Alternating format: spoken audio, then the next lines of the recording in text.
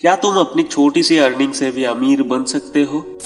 जवाब है हाँ, बिल्कुल बन सकते हो। ये इम्पॉसिबल नहीं है, बस तुम्हें चीजों को समझने की जरूरत है।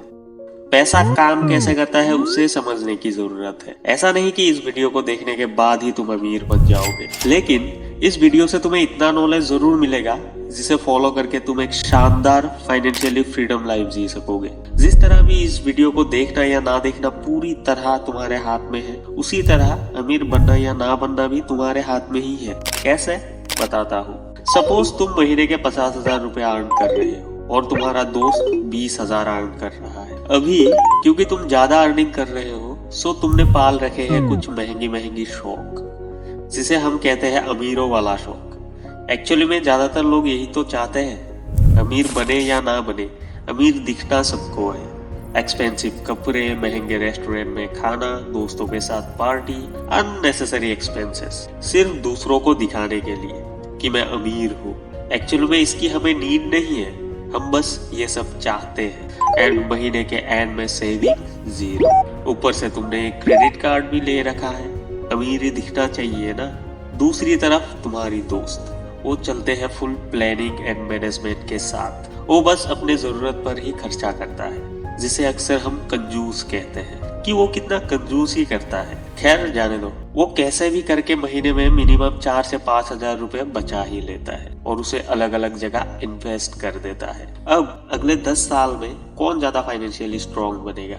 ऑब्वियसली तुम तो नहीं बनोगे, क्योंकि तुम्हारा आमदनी 58 है और खर्चा रुपये। तुम महीने के 50,000 अर्न करो या 50 लाख, अगर महीने के एंड में तुम्हारा सेविंग जीरो है, देन तुम एक गरीब ही रहोगे। तुम अमीर बनोगे या नहीं, ये इस बात पर कतई डिपेंड नहीं करता तुम कितना कमाते हो। ये तो इस बात पर डिपेंड करता है तुम कितना बचाते हो, कितना सेव कर रहे हो। शायद तुम लोगों ने भी ऑब्जर्व किया होगा कुछ ऐसे लोग जो पहले बहुत अमीर हुआ करते थे, बट धीरे धीरे उनकी फाइनेंशियल कंडीशन खराब होता गया। एक्चुअली में क्या वो लोग अमीर थे भी, या फिर हम ही उन्हें अमीर समझते थे? क्या पता हमने जो उनकी घर गाड़ी देखा वो सब EMI पे लिया हो, उन्होंने जो शानदार शादियां करवाया है वो पर्सनल लोन लेके किया हो। अभी उनकी फाइनेंशियल कंडीशन खराब है। इसका रीजन सिंपल है, जब वो लोग अच्छा खासा अर्न कर रहे थे तब ना ही सेविंग किया और ना ही इन्वेस्ट, सिर्फ दूसरों को अपना अमीरी दिखा रहा था। तुम भी वैसे ही गलतियां ना करो,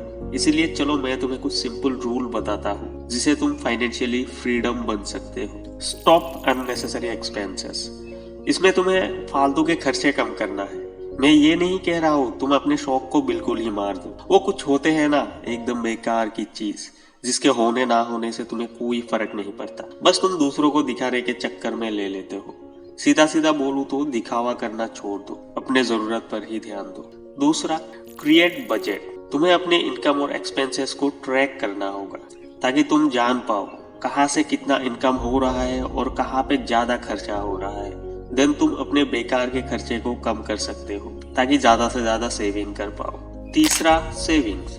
देखो दुनिया में 3 तरह के लोग होते हैं। पहला, जो सेव करते हैं। दूसरा, जिसे लगता है वो कभी सेविंग नहीं कर सकते। और तीसरा, जिसे लगता है कि उन्हें सेविंग की कोई जरूरत नहीं है। एक्चुअली में ये सोच गलत है कि तुम कभी सेविंग नहीं कर सकते हो या फिर उसकी जरूरत नहीं है। ऑथर मॉर्गन हसल अपनी book the psychology of money में कहते हैं, वेल्थ को बिल्ड करने के लिए ये ज्यादा मैटर नहीं करता तुम कितना पैसा अर्न करते हो, बल्कि ये ज्यादा मैटर करता है तुम कितना पैसा सेव करते हो। तुम लोगों ने भी नोटिस किया होगा, एक इंसान अगर महीने में 10,000 अर्न कर रहा है, देन उसी में उसकी मंथली एक्सपेंसेस निकल जाता है, वो अपने सारे नीड को पूरा कर लेता है। वही इंसान बाद में अगर 20,000 अर्न करने लगे तो 10,000 में वो अपने नीड को पूरा नहीं कर पाता। अर्निंग के साथ साथ उसकी खर्चे भी बढ़ जाता है, वो एक्स्ट्रा खर्चा करना शुरू कर देता है। इसका सोल्यूशन सिंपल है, अगर तुम महीने के 20,000 अर्न कर रहे हो, देन 5,000 पहले ही सेविंग में डाल दो। इसे कहते हैं पे योरसेल्फ फर्स्ट। और सोचो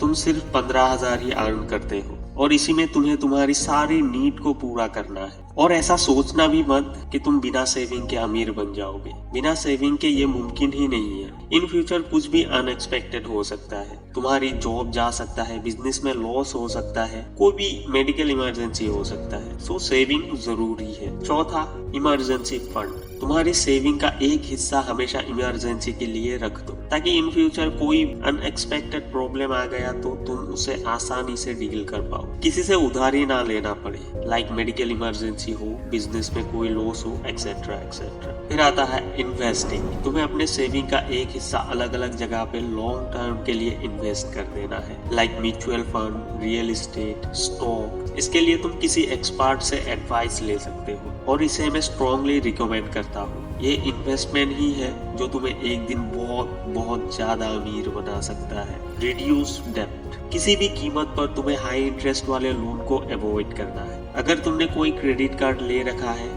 तो उस पर कोई डेब्ट मत रखो, नहीं तो तुम्हारा सेविंग का एक हिस्सा इंटरेस्ट पे करने में ही चला जाएगा और तुम्हारी फाइनेंशियली फ्रीडम बनने का सफर स्लो हो जाएगा। And last, multiple income source. हमेशा एक ही इनकम सोर्स पर डिपेंड मत रहो। तुम लोगों ने देखा होगा अमीर लोगों के पास बहुत सारे इनकम सोर्स होते हैं। वो लोग हमेशा नए नए इनकम सोर्स ढूंढते रहते हैं।